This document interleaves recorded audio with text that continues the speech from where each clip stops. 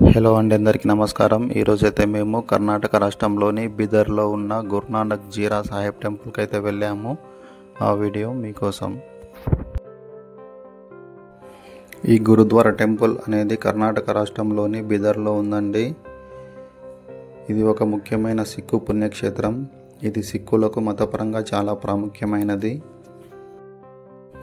మరియు ఈ గురుద్వారా టెంపుల్ని మతాలకు అతీతంగా అన్ని మతాల వారు సందర్శిస్తారు.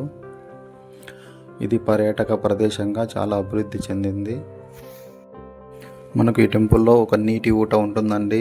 ఆ నీటి ఊట ద్వారా ఎప్పుడూ ధారాళంగా నీరు వస్తూనే ఉంటుంది. ఆ నీటి ఊటని భక్తులందరూ అతి పవిత్రమైనదిగా భావిస్తారు.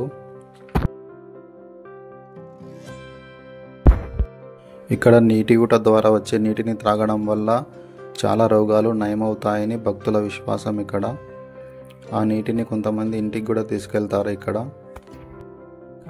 ఇది ఒక ప్రశాంతమైన ప్రదేశం.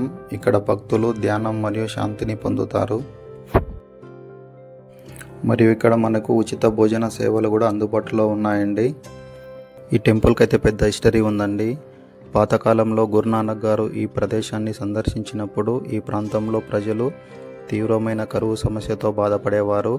ఇక్కడ ఉన్న భక్తుల విన్నపం మేరకు ఇక్కడ గురునానక్ గారు అద్భుతం చేసి ఒక రాతి క్రింద నుండి నీటిని సృష్టించారు. ఇప్పటికీ ఆ నీరు ఊటలా ఇక్కడ వస్తూనే ఉంది. దీనినే భక్తులు ఇక్కడ చాలా అతి పవిత్రమైనదిగా భావిస్తారు. ఈ టెంపుల్ మొత్తం వైట్ స్టోన్తో నిర్మించారండి.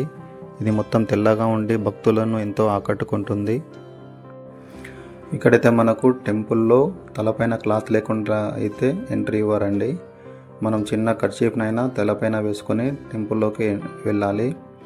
ఏం తెచ్చుకోలేకుంటే ఇక్కడ క్లాత్స్ అవైలబిలిటీ ఉంటాయి. వాటిని తలపైన ధరించి టెంపుల్లోకి వెళ్ళాలి.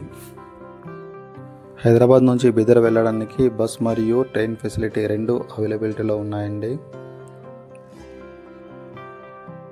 ఓకే ఫ్రెండ్స్, ఈ వీడియో మీకు అందరికీ నచ్చింది అనుకుంటున్నాను. అందరికీ బాయ్.